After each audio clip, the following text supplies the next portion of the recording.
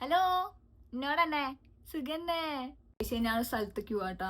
ആ full ready ആയിട്ട് നിക്കാണ്. Vaishakh Tharasseri on the way. ഈ നോ പറയാൻ കുറച്ച് ബുദ്ധിമുട്ടുള്ള ആൾക്കാരുണ്ടാവില്ല നമ്മുടെ ഓരോടാണ് എനിക്ക് രണ്ട് വർത്താനം പറയാനുള്ളത്. അതുണ്ടല്ലോ ഗൈസേ, നമ്മൾ ഈ പറയേണ്ട കാര്യങ്ങളില് പറയേണ്ട രീതിക്ക് പറയേണ്ട പോലെ പറയേണ്ട ആൾക്കാരോട് നോ പറയണം എന്നുള്ളതുണ്ടല്ലോ, അത് ഭയങ്കര ഇമ്പോർട്ടന്റ് ആണ്. നമുക്ക് പറ്റൂലെങ്കിൽ അതാരായാലും ശരി അപ്പൊ തന്നെ നോന്ന് പറയാ.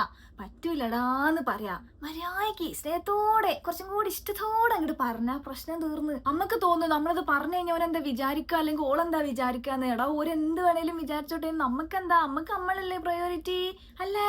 ഓരെന്താ വിചാരിക്കാന്നൊക്കെ പറഞ്ഞിട്ട് ഇരുന്നാണ്ടല്ലോ ഇരിക്കലേ ഉണ്ടാവുള്ളൂ. അച്ഛനായിക്കോട്ടെ, അമ്മ ആയിക്കോട്ടെ, ചേച്ചി ആയിക്കോട്ടെ, ചേട്ടനായിക്കോട്ടെ, ഫ്രണ്ട് ആയിക്കോട്ടെ, ആര് വേണേലും ആവട്ടെ, നമ്മളത് കെയർ ചെയ്യേണ്ട കാര്യമില്ല.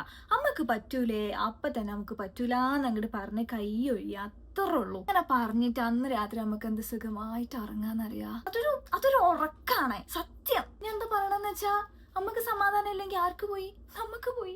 നമ്മുടെ സമാധാനം നമ്മൾ കാക്കണം, മനസ്സിലായാ? അപ്പൊ എന്താ ഞാൻ എന്നോട് അറിയണമെന്നറിയാ? എനിക്കറിയാം നീ അതുപോലത്തെ ഒരാളാണെന്ന്. അങ്ങനെ ആവല്ലടാ.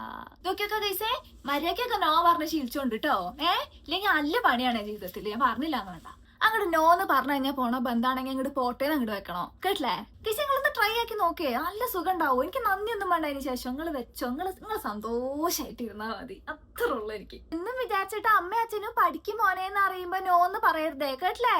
മണ്ടി അടിച്ച് പൊട്ടിക്കും ഞാൻ എന്നാല്. അപ്പൊ ശരി കൈസേ, അത്രയൊക്കെ ഉള്ളൂ. വൈശാഖ് തരശ്ശേരി വന്നിരിക്കണു. ഞാൻ പോയിട്ട് വരാം. ബൈ.